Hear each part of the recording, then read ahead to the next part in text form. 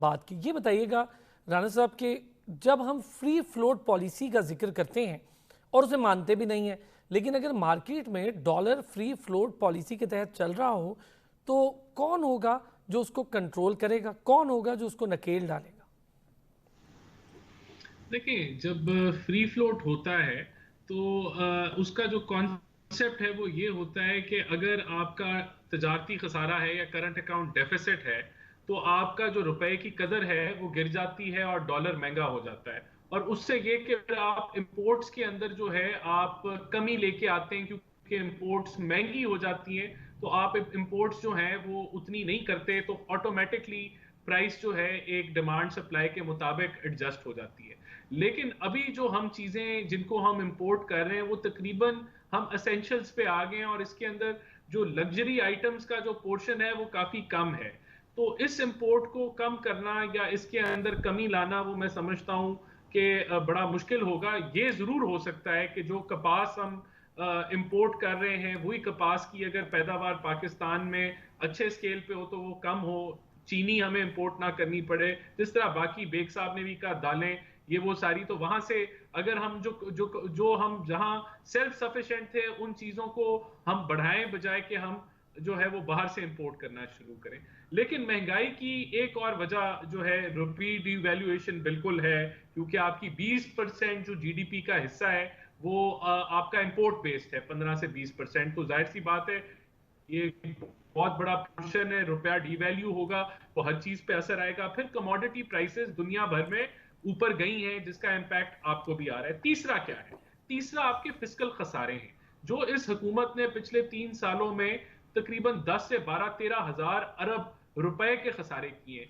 वो हुकूमत जो है वो पैसा प्रिंट करके या मनी सप्लाई को बढ़ाती है। जब आप मनी सप्लाई को बढ़ाते हैं और उस तनासर से आपकी जीडीपी नहीं ग्रो करती, तो वो भी इन्फ्लेशन के अंदर एक रोल अदा करता है जो कि हो रहा है। और ये सारी वजूहात हैं जिससे जो है वो महंगाई आज एक आम आदमी को फेस करनी पड़ी। और पूरे खित्ते में जो आपका साउथ एशिया का रीजन है जहां 4 से 5% महंगाई है, पाकिस्तान में 8 से 10% की रेंज के अंदर महंगाई है।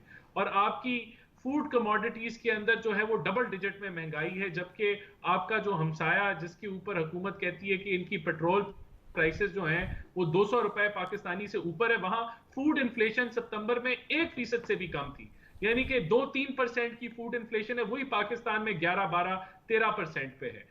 तो ये वो सारे मामलात हैं जिसकी वजह से एक तो इंटरनेशनल कमोडिटीज, और फिर हुकूमत जिन चीजों पे हम सेल्फ सफिशिएंट थे आज हम इंपोर्ट कर रहे हैं, रुपया डीवैल्यू हो रहा है, इंटरनेशनल कमोडिटी प्राइसेस बढ़ रही हैं। तो ये सारी वजूहात हैं जिसकी वजह से पाकिस्तान में डबल रेशो के साथ महंगाई है, डबल रेट पे महंगाई है। अच्छा। देखें, सर्कुलर डेट जो इन 3 सालों के अंदर 1.1 ट्रिलियन से 2.4 ट्रिलियन पे गया है, उसके अंदर हुकूमत की पॉलिसी इसको कंट्रोल करने के लिए या इसकी एक्सेलरेशन को स्लो करने के लिए एक ही रही है, और वो ये है कि बिजली के नर्ख हुकूमत जो है वो बढ़ाती गई है। इसके अलावा जो है क्या लाइन लॉसेस कम हुए हैं, क्या आपने अपने सिस्टम लॉसेस को इम्प्रूव किया है, तो आप देखेंगे कि उसमें कोई वाज़ेह फर्क नहीं आया, शायद बदतर हुए और बेहतर नहीं हुए। इसी तरह क्या आपने थेफ्ट को जो है कंट्रोल किया है? आपने थेफ्ट को नहीं कंट्रोल किया। दूसरा देखें, कैपेसिटी चार्जेस आपको पड़ते हैं कि जो आपके पास कैपेसिटी है बिजली बनाने की, लेकिन क्योंकि इतनी डिमांड नहीं है तो वो आपको पे करने पड़ते हैं। तो उसका जवाब भी यहां आता है कि क्या मईशत अगर आपकी 1-2-3% के ऊपर ग्रो करेगी तो फिर तो ये कैपेसिटी को हम यूटिलाइज नहीं कर पाएंगे। तो जब आपकी मईशत का हुजम 2018 में 315 बिलियन यूएस डॉलर्स पे था, और फिर आप इसको 260 पे ले आए, और अब भी जो पिछला फाइनेंशियल ईयर आपने क्लोज किया है 300 अरब या 305 अरब के करीब आप पहुंचे। तो अभी जब जीडीपी में आपकी इकोनॉमी ग्रो ही नहीं करेगी तो फिर ये जो एक नेचुरल ग्रोथ होती है बिजली की जो 8-9% सालाना होती है वो नहीं होगी, तो फिर कैपेसिटी चार्जेस का भी आपको इशू है। फिर अच्छा, ये आपकी बताएं गवर्नेंस आ जाती है। राणा साहब यहीं पर ये सवाल फिर आपसे ज़रा जी, एक चीज़ ऐड भी कर दें। ये जो जीडीपी की हम बात कर रहे होते हैं, जब ये इंटरनेशनल इदारे एक्सपेक्टेशन के मुताबिक जीडीपी के बारे में बता रहे होते हैं कि जी 4% ग्रो हो जाएगी, कभी 3% ग्रो हो जाएगी, कभी 3.7% ग्रो हो जाएगी, वहाँ पर कुछ डैमेजेस कर्ज़ों की सूरत में है। बजट खसारा हमारा 438 अरब का इंकशाफ हो रहा है।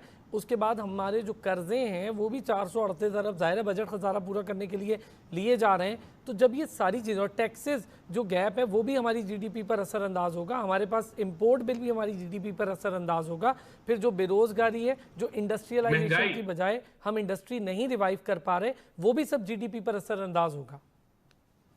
देखें, सबसे ज्यादा जो अभी जो खतरा है वो ओवरऑल पाकिस्तानी अवाम की जो परचेजिंग पावर डिप्लीट हो रही है, उसके बड़े खतरनाक असरात आपकी जीडीपी के ग्रोथ पे पड़ेंगे। वो किस तरह? जब एक बंदे की इनकम रिड्यूस हो जाए या उसकी परचेजिंग पावर की अंदर कमी आ जाए, तो वो अपने असेंशियल परचेजेस पे आ जाता है। और जो नॉन असेंशियल परचेजेस हैं, वो उनके अंदर जिस तरह नए कपड़े, नए जूते, एसी, टीवी, फर्नीचर वो नहीं खरीदता और बेसिक अपनी नेसेसिटीज को पूरी करता है। तो फिर ये इन चीजों की जो प्रोडक्शन है और जो खरीद है उसमें कमी हो जाती है। जब आप हाइपर इन्फ्लेशन या ज्यादा इन्फ्लेशन की तरफ जाते हैं, तो फिर आपकी जीडीपी आउटपुट जो है वो कम हो जाता है। और अभी मैं समझता हूं ये सबसे बड़ा एक हुकूमत को चैलेंज है। दूसरा जो हमारी गवर्नमेंट के लिए एक ट्रेजेडी है, वो आपकी पब्लिक सेक्टर इंटरप्राइजेज हैं, उनके लॉसेज हैं, आपका सर्कुलर डेट है, आपकी टैक्स कलेक्शन है जो अभी तो अच्छी जा रही है। बज़ाहिर आपको लगता है कि आप बड़ा अच्छा टैक्स कलेक्शन कर रहे हैं क्योंकि आपकी इंपोर्ट तेजी से बढ़ रही है, तो इंपोर्ट का 50% ये टैक्स कलेक्शन आपकी इंपोर्ट बेस्ड है या सेल टैक्स बेस्ड है। तो वो जब तक आप ये इन चैलेंजेस को जो है वो नहीं करेंगे, तो ये ऑब्वियसली आपकी जीडीपी को जो है ये स्लो डाउन करेगा, आपकी आउटपुट को स्लो डाउन करेगा। और महंगाई जो है वो एक सबसे बड़ा खतरा है जो अभी हुकूमत फेस कर रही है। एक मुल्क की जो जीडीपी या आउटपुट तभी बढ़े अगर जो तीन मेजर सेक्टर हैं, आपका सर्विस सेक्टर है, फिर आपका एग्रीकल्चर है और फिर इंडस्ट्री है, तीनों में ग्रोथ है। तो क्या हुकूमत ने इंसेंटिवाइज किया है इंडस्ट्रियलाइजेशन को? मैं समझता हूं कि एक आधा अच्छा पैकेज आया टर्फ का, जो टेम्परेरी इकोनॉमिक रिलीफ फाइनेंसिंग थी, लेकिन वो भी चंद लोगों ने उससे मुस्तफीद हुए। वो ओवरऑल जो एसएमई सेक्टर है उस तक वो नहीं पहुंच सका। तो हुकूमत, मैं नहीं समझता कि हुकूमत ने मुख्तलिफ सेक्टर्स को जो है इंसेंटिव्स दिए हैं कि अगर फिशरीज है तो उसके अंदर इंसेंटिव्स हों, या बड़े बड़े महदूद इंसेंटिव्स हैं। अगर ज्यादातर इंसेंटिव्स हैं वो तो एलएसएम के लिए, लार्ज स्केल मैन्युफैक्चरर्स के लिए हैं, या जो ऑलरेडी बैंकिंग नेटवर्क के अंदर हैं, या टेक्सटाइल सेक्टर के लिए हैं। तो यहाँ जरूरत है कि हम एक प्लान बनाएं जिसके अंदर हम 5-6 सेक्टर्स को जो है वो शॉर्टलिस्ट करें और उनको फिर उनके अंदर इंसेंटिवाइज करें। जहां हमें लगता है हमारे पास कंपैरेटिव एडवांटेज है, वहां हुकूमत फाइनेंसिंग दे, फैसिलिटेशन दे कि वो एक्सपोर्ट वहां बढ़े या इंपोर्ट सब्स्टिट्यूशन हो। तो मेरा नहीं ख्याल कि इस तरह की एक सेक्टर वाइज या इंडस्ट्री स्पेसिफिक कोई हुकूमत की कोई पॉलिसी है जो कि बिल्ड करे एक्सपोर्ट्स को और इस इंपोर्ट सब्स्टिट्यूशन में जाए, वो नहीं है। लेकिन यहां मैं सिर्फ एक कुछ चंद फिगर्स आपके पास रखना चाहता हूं। एक हुकूमत तासर देती है कि गाड़ियां जो हैं वो रिकॉर्ड सेल हैं, मोटरसाइकिल रिकॉर्ड सेल है, ये गलत है। मेरे पास पाकिस्तान ऑटोमोबाइल मैन्युफैक्चर एसोसिएशन के नंबर्स मेरे पास मौजूद हैं। 8,20,000 मोटर बाइक्स प्रोड्यूस हुई थी 2012-13 में, पीपल्स पार्टी के आखिरी दौर में। पीएमएलएन ने 5 सालों में 135% मोटरसाइकिल्स और 3 व्हीलर्स में ग्रोथ दिखाई, और 19,30,000 मोटर बाइक्स जो हैं वो आखिरी साल पाकिस्तान में प्रोड्यूस हुए और वो सेल हुए। इसके कंपैरिजन में पीटीआई के दौर में सिर्फ जो है वो 1.5% मनफी ग्रोथ हुई है। इसी तरह जो फार्म ट्रैक्टर्स हैं, पाकिस्तान में 50,000 के 70,000 71,000 ट्रैक्टर्स जो हैं वो मैन्युफैक्चर और सेल हुए 2018 में। और पीटीआई के दौर में ये जो लास्ट जून 21 का साल है, इसमें सिर्फ 51,000 ट्रैक्टर्स जो हैं वो प्रोड्यूस और सेल हुए। तो ये भी तासर गलत है। ये हुकूमत अपने पिछले सालों से ही, पीटीआई अपनी परफॉर्मेंस से ही आगे शो करी जाती है कि रिकॉर्ड सेल है और ऑन है। ओवरऑल ऑटोमोबाइल इंडस्ट्री 2018 के लेवल पे नहीं पहुंची, और उसकी क्या वजह है? उसकी यही वजह है कि लोगों की परचेजिंग पावर कम हुई है, महंगाई ज्यादा तेजी से बढ़ी है, लोगों की इनकम में इजाफा नहीं हुआ, आपकी जीडीपी स्क्वीज हुई है। शायद इस साल हम 315 अरब के हुजम से जो है वो जीडीपी क्रॉस कर जाए, जो कि 2018 का लेवल था। अच्छा,